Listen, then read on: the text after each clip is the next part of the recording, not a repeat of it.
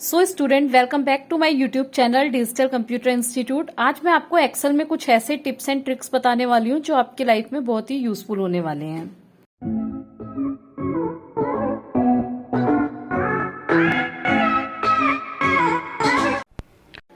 So guys, बिना किसी देरी के चलिए आते हैं अपने ट्रिक नंबर 1 पर। सबसे पहले मैं आपको बताना चाहती हूँ, कई बार ऐसा होता है कि कुछ स्टूडेंट ऐसे होते हैं जो अपनी फाइल सेव कर लेते हैं, उसके बाद उन्हें ये नहीं पता होता कि वो फाइल सेव होने के बाद कौन से फोल्डर में गई है, फिर वो सर्च करके ढूंढते रहते हैं। ऐसे में वो अपना टाइम वेस्ट करते हैं। तो मैं आपको एक सबसे इजी तरीका बताने वाली हूँ जिससे आपको 1 मिनट में पता चल जाएगा कि जो आप फाइल सेव कर रहे हैं वो कहाँ पर एक्सपोर्ट होने वाली है। तो चलिए देखते हैं वो फॉर्मूला, वो शॉर्टकट। उसके लिए सबसे पहले आपको इज इक्वल दबाना पड़ेगा, उसके बाद सेल टाइप करना पड़ेगा, फिर ब्रैकेट ओपन। उसके बाद आप देखेंगे कुछ ऑप्शन आपको दिखाई दे रहे हैं जिसमें है फाइल नेम। फाइल नेम पे आप डबल क्लिक करेंगे, फिर उसके बाद ब्रैकेट क्लोज। ब्रैकेट क्लोज करने के बाद आप एंटर करेंगे। तो एंटर करने के बाद आपको ये इस तरीके से एक्सपोर्ट का जो आपका जो रूट है वो दिखाई देगा कि आपकी जो फाइल है वो कहाँ पे सेव हो रही है। तो इसमें आप देख सकते हैं कि सी ड्राइव में यूजर्स ऐसा डॉक्यूमेंट और फाइल का जो नाम है डिजिटल कंप्यूटर इंस्टीट्यूट और कौन सी शीट है, शीट नंबर 1। तो इस तरीके से आप पता कर सकते हैं कि आपकी जो फाइल है वो कहाँ पे सेव हो रही है। तो चलिए स्टूडेंट, अब आते हैं अपने ट्रिक नंबर 2 पे। ट्रिक नंबर 2 में मैं आपको बताना चाहती हूँ कि कई बार क्या होता है कि हम कोई फॉर्मूला टाइप करते हैं और किसी सेल में हम फॉर्मूला टाइप करने की जगह मैन्युअली कोई नंबर टाइप कर देते हैं। और ऐसा जब डेटा बहुत ज़्यादा बड़ा होता है तब क्या होता है कि ये जो छोटी छोटी मिस्टेक होती है ये हमारे लिए बहुत भारी पड़ जाती है।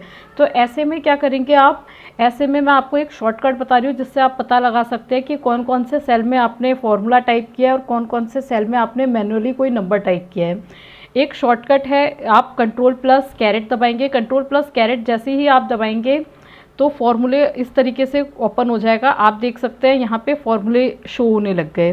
तो आप यहाँ देखेंगे ऑब्टेन मार्क्स में यहाँ 164 लिखा हुआ है। इसका मतलब आपने इस सेल में फॉर्मूला नहीं लगाया, इस सेल में आपने गलती से मैन्युअली कोई नंबर टाइप कर दिया।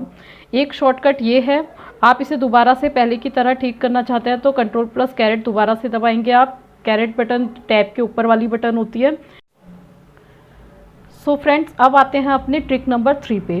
ट्रिक नंबर 3 में मैं आपको बताना चाहती हूँ कि कई बार क्या होता है, आपने बहुत बड़ा डेटा है, आपका एक डॉक्यूमेंट है जिसमें आपने फॉर्मूले भी टाइप कर रखे हैं और किसी में आपने मैन्युअली कोई नंबर टाइप कर रखा है। तो आपको बस वो हाईलाइट करना है जिसमें आपने फॉर्मूले टाइप कर रखे हैं। अब आप बार बार एक एक सेल पे जाके तो चेक कर नहीं सकते कि किस में आपने नंबर गलती से टाइप कर दिया और किस में आपने फॉर्मूले के थ्रू आंसर निकाला है। तो इसके लिए मैं आपको एक शॉर्टकट बताना चाहती हूँ। उस शॉर्टकट के लिए आपको सबसे पहले इस टेबल को सेलेक्ट करना है। इस टेबल को आपने सेलेक्ट करा। टेबल को सेलेक्ट करने के बाद F5 दबाएंगे आप। F5 दबाने के बाद आप देखेंगे गो टू फंक्शन आ रहा है। इसके बाद आप नीचे देखेंगे स्पेशल लिखा हुआ है। स्पेशल पे आप जब क्लिक करेंगे तो यहाँ पे फॉर्मूलाज लिखा हुआ आ रहा है। आप फॉर्मूलाज पे क्लिक करेंगे, लॉजिकल्स और एरर्स को आप हटा सकते हैं और उसके बाद आप ओके कर देंगे। ओके करने के बाद आप देखेंगे जो जहाँ जहाँ भी आपने फॉर्मूला लगाया था वो हाईलाइट हो रखा है। आप चाहें तो इसका कलर भी चेंज कर सकते हैं। होम पे जाकर यहाँ पर इसका कलर चेंज कर सकते हैं, जो भी कलर आपको लेना है। जैसे कि मैंने यहाँ पे रेड कलर ले लिया। तो आप देख सकते हैं जहाँ जहाँ फॉर्मूले टाइप हैं वहाँ पे रेड कलर है और जहाँ पे मैंने गलती से मैन्युअली कोई नंबर टाइप किया है वहाँ पे हाईलाइट नहीं हुआ। इसको देखने के लिए आप वापस से कंट्रोल+कैरेट की बटन दबाकर इस तरीके से देख सकते हैं। जैसे कि आप यहाँ पे देख सकते हैं कुछ सेल जो रेड कलर के हैं वो हाईलाइट हो रखे हैं क्योंकि उसमें फॉर्मूलाज टाइप कर रखे हैं, पर कुछ सेल ऐसे हैं जहाँ पे हाईलाइट नहीं हुआ क्योंकि वहाँ पे आपने मैन्युअली कोई नंबर टाइप कर दिया। तो इस तरीके से आप देख सकते हैं कि आपने अपने डॉक्यूमेंट में कहाँ कहाँ पे फॉर्मूलाज टाइप कर रखा है और कहाँ कहाँ पे आपने गलती से मैन्युअली कोई नंबर टाइप कर रखा है। सो स्टूडेंट, अब आते हैं अपने ट्रिक नंबर 4 पे। ट्रिक नंबर 4 में मैं आपको सिखाऊंगी कॉपी करना और पेस्ट करना। अब आप ये सोच रहे होंगे कि कॉपी पेस्ट तो हमको आता है, कॉपी कंट्रोल+C एंड पेस्ट कंट्रोल+V से। लेकिन मैं आपको एक और भी इससे भी बेटर एक शॉर्टकट ट्रिक बताना चाहती हूँ जिससे आप इजीली बिना किसी शॉर्टकट को टाइप किए इजीली आराम से इससे भी जल्दी कॉपी एंड पेस्ट कर सकते हैं। उसके लिए सपोज़ जैसे ये पहला टेबल है जिसमें मंथली और सेल 1 लिखा है, सपोज़ ये मुझे पूरा कॉपी करना है ये टेबल पूरा, तो इसके लिए मैं सबसे पहले इसे सेलेक्ट करूँगी। सेलेक्ट करने के बाद मैं कंट्रोल दबाकर क्लिक करके इसे यहाँ से उठाकर यहाँ पे पेस्ट कर दूँगी। तो इस तरीके से आप देख सकते हैं कि ये जो पहला टेबल है वो कॉपी एंड पेस्ट हो गया बिना Ctrl+C और बिना Ctrl+V टाइप किए। सो स्टूडेंट, अब आते हैं अपने ट्रिक नंबर 5 पे। इसमें मैं आपको एक बहुत ही इंटरेस्टिंग सा ट्रिक बताऊंगी जिसमें हम क्लिपबोर्ड का यूज़ करेंगे। बहुत ही कम लोग इसे यूज़ करना जानते हैं। इसका यूज़ कैसे करेंगे वो मैं आपको बताऊंगी। सपोज़ आपने इसको ओपन करा, ओपन करने के बाद आप इसके अंदर कोई भी चीज़ पेस्ट करते हैं। जब भी हम कोई चीज़ कॉपी करते हैं तो वो ऑटोमेटिकली क्लिपबोर्ड में आ जाती है। सपोज़ मैंने यहाँ पर जून तक का ये कॉपी किया, Ctrl+C, या तो मैं Ctrl+C कर सकती हूँ या फिर मैं जैसे कि मैंने पहले बताया था कंट्रोल के साथ क्लिक।